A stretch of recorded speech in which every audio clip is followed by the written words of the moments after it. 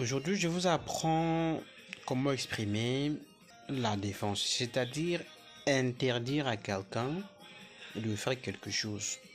Quand je dis par exemple en français ne mange pas, je donne de l'ordre à quelqu'un de ne pas faire quelque chose.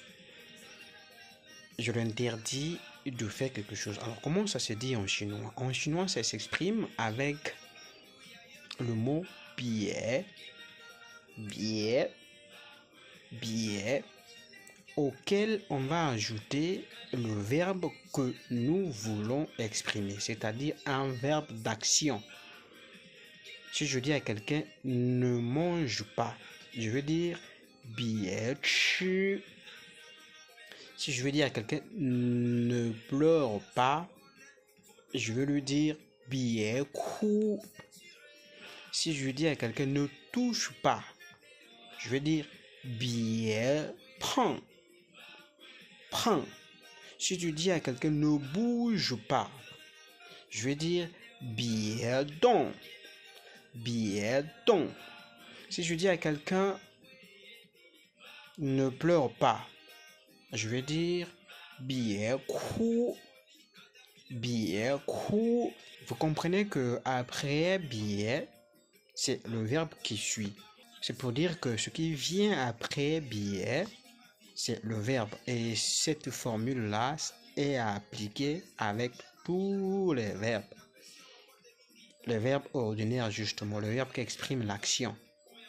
Que je vous demande d'aller étudier d'ailleurs.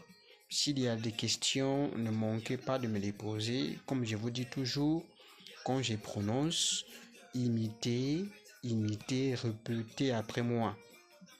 Prenez souvent l'habitude de mettre la pause pour imiter et répéter. C'est ainsi que vous allez en tout cas développer ou améliorer votre prononciation.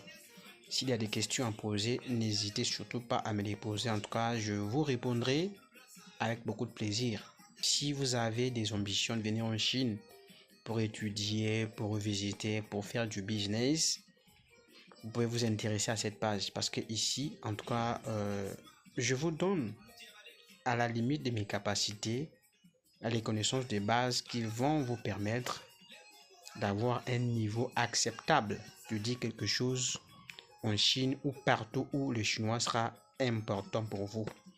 Et n'oubliez pas que la langue chinoise, c'est la langue de l'avenir et la Chine, c'est l'avenir du monde. À toi de jouer. 再见，再见。